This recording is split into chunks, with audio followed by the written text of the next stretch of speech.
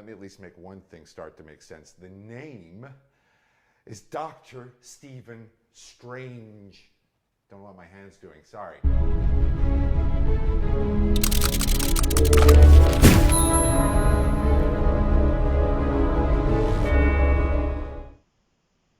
Hello everyone, and thanks very much for coming back and joining me on my YouTube channel. If you are new to my YouTube channel, Supreme Comics Girl, hello and welcome, and also welcome to the crazy house basically. Now I am going to be talking this evening, at least it's evening time in Ireland anyhow, where I live, the 5th episode of The Mandalorian, which is of course on Disney+. Now I apologise if I come across and look insanely tired. It's because I am, guys, but we're going to get through this, right? We're going to get through this. I'm really excited, so I don't care how tired I am, right? So this is actually my favourite episode so far, from the 5 obviously that I have seen. I have not seen episode 6 yet, so please be aware I may get a bit angry at you if you leave me any spoilers down in the comment section. So I have warned you guys. So we start off basically, first of all, this is a massively prominent character-based episode of Ahsoka Tano, who is a massively popular character for most Star Wars fans from Star Wars, the Clone Wars animated series. She is my favourite by a million miles. So I absolutely thoroughly enjoyed this episode. We of course started off where we seen Ahsoka live action, obviously, version for the first time in this series, The Mandalorian, played by Rosario Dawson, in the forest planet Corvus, and I think she looked absolutely amazing. I've heard a few people so far, and I'm not going to let it annoy me because I loved her, saying that they really hated her portrayal as Ahsoka Tano. I thought that she looked fantastic. She played her part really well. I thought she was a really good portrayal of Ahsoka Tano, actually, and I think she really does look kind of rather like the animated version of her, and props to the makeup artists, whoever's on her makeup, you know, top notch job. So of course Mando is he travelled with little baby Yoda, who we now know his name is Grogu, which we will get to because Ahsoka pretty much lets us know that. But they, of course, go to the forest planet that Ahsoka is on, because Bo-Katan obviously said that's where he could find a Jedi. And there he gets through the gated entrance, or whatever you want to call it, and the magistrate there basically, and I love the water and everything where they're standing by the way, random as that is, she offers him that if he hunts down and kills a Jedi, who we all know she's going to say is obviously Ahsoka Tano, obviously, quite clearly, that she will offer him in return for hunting her down and killing her, this like staff, basically, that is made of pure Beskar. And we all know Beskar is what Mando's armor is made from, and she even said that, the same as your armor. So she knew, like, I'm striking you a really fantabulous deal here, so are you really going to say no to it, kind of deal, you know?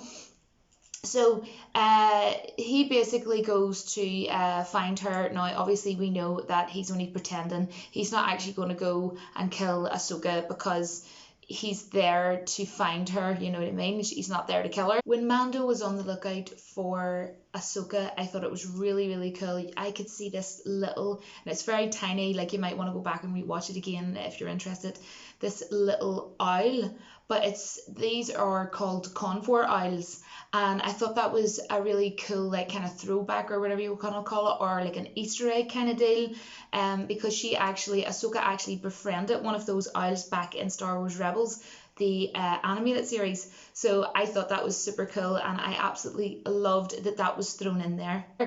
And when he finds her, she's obviously, you know, off guard and it goes to attack him, and he's like, no, wait, Ahsoka, Bo-Katan told me, you know, to come and find you. And then I love the really cute sort of vibe you have going on between Ahsoka and Baby Yoda, as we've been calling him all along, the child. And we now know that his name is Grogu. And I like that name. I like that name, as in grow, to grow, Grogu. So basically, she knew his name because they're able to sort of like feel and sense each other's thoughts. So she and Mando was like, "Do you know what you can use to understand him?" And then she said, "Yeah, his name's Grogu," and he went, "Grogu," and he was quite kind of off guard, quite surprised that she knew. And then it was so cute. Mando went, "Grogu," and then he went, or whatever, like as if like, yeah. That was absolutely adorable. And the scenery, I must give it to the visuals for this specific scene. It was absolutely beautiful, beautiful, breathtaking. It was when they were sitting in the dark. It was Ahsoka, Mando, and as we know now, Grogu.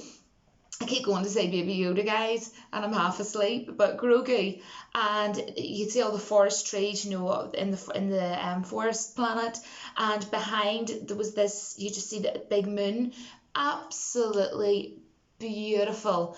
And I just think that the visuals in this series in general has just been absolutely fantastic. But not only that, what I loved was, not only have we all been waiting for finding out what the child's real name is, but we've also been wanting to learn more about his back history, which we did also get from Ahsoka. So I thought it was really cool that my favorite character from the Clone Wars, actually not only did she reveal the child's name, she also revealed his history, his back history. And his back history is basically that he was trained at the Jedi Temple in Coruscant, which is super, super duper cool for me anyways. And he was trained by many different masters and things like that, but then someone basically took him from the temple, and then his memory became very sort of like dark and alone. And you could see throughout this, it's like she even said, like, the only other one that I know of this sort of kind, of Grogu's kind, would be Master Yoda. And of course we all know who Yoda is, obviously. I'm guessing you're watching this video because you're Star Wars fans, so we know who Master Yoda is. And I thought that it was super interesting, like, because Ahsoka is my favourite, as I say, in Clone Wars. So she revealed quite a lot in this episode, and there was a massive amount going on in this episode. Although I felt that although there was an awful lot going on, the pacing was perfectly fine. I didn't have any issue with the pacing. I actually watched this episode this morning over a cup of coffee, and I really enjoyed watching it. The cinematography was fantastic. I felt like I was in like some sort of like Western movie, which of course is obvious. I mean, what I was saying in the last review, that Jon Favreau said that the reason why he went to Westerny vibe, he said to the interview, like full on out Westerny, is because that's where George Lucas originally got his inspiration from, was like Western-esque vibes. So I really like that. And then we get to really cool scenes where they trick the magistrate, and she goes in, and Ahsoka pretends he failed kind of deal. The Mandalorian failed, pretty much. She pretended that he was dead, and of course, obviously, I found that twist was interesting, but also the twist was interesting that Mando obviously pretended to the magistrate that he was going to go and hunt down and kill the Jedi Ahsoka, which obviously he didn't. So there was a twist, there was two twists going on there, which I really liked, how this was so well created and so well written, this episode. And the fight between Ahsoka and the magistrate was phenomenal. Again, where they were standing where the water was.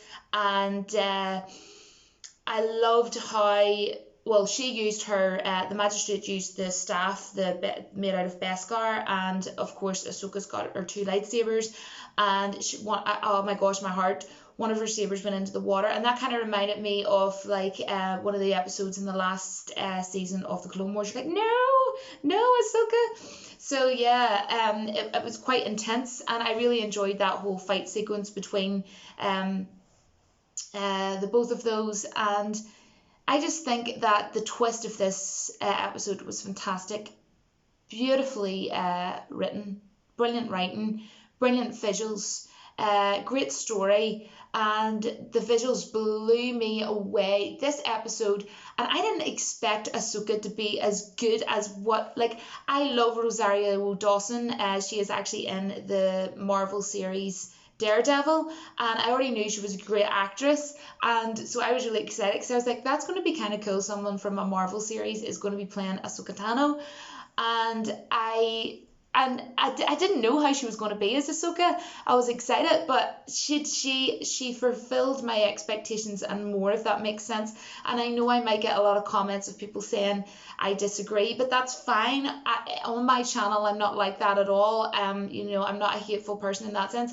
Like, if you want to say that you hated her performance, you didn't like it, or whatever kind of did, that's fine. Let me know. I love hearing other people's opinions. But basically she told Mando she could not train him. He really wanted her to train him. And she did try, like in the morning time, she tried with a stone and she sent it over to him, and she said, give me back the stone, Grogu. And then she was saying to Mando, you try it. And he said, come on, kid. And she went, no, Grogu, connect with him better or whatever. And he says, come on, kid. And then he used, the little ball from the Razor Crest that he's always been absolutely flipping well obsessed with. And he was like, go on. And of course, he took it, straight away. And then that's when she realized, used to have such a strong connection. I can't train him. And at the very end of the episode, when they were standing at the Razor Crest, she explained, I can't train him, but if you take him to a planet called Tython, you will be able to possibly, they might possibly be able to, a Jedi might possibly be able to track him down, sense, Grogu's force. But then again, she was explaining, of course, there's not many Jedi left. So the ending I want to talk about, because I thought it was such a beautiful ending scene. It was outside the Razor Crest.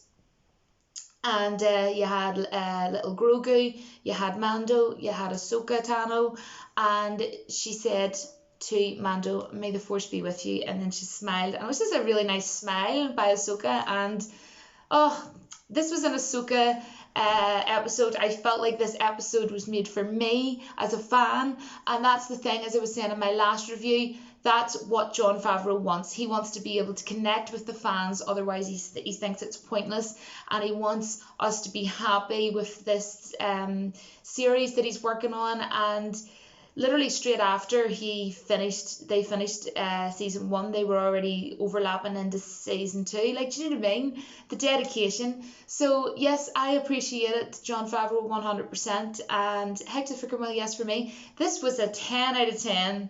This was a 10 out of 10, honestly.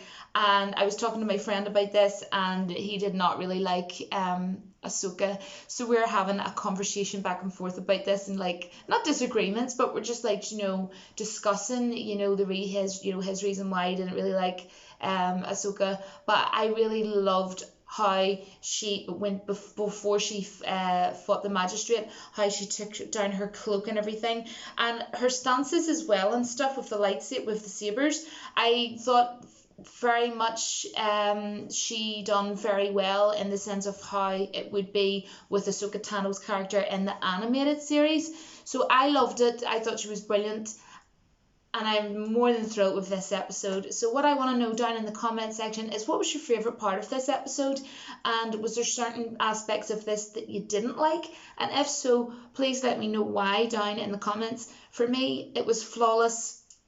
And I'm really happy. And I'm going to finish the rest of my Irish coffee. So yes, that is it from me, guys. I will see you all in my next video. But until then, take care, and I will speak to you soon. My next video, I would imagine, it would be me reviewing episode 6 of Star Wars The Mandalorian. So yeah, Thanks guys, and I will speak to you soon down in the comments. Bye guys.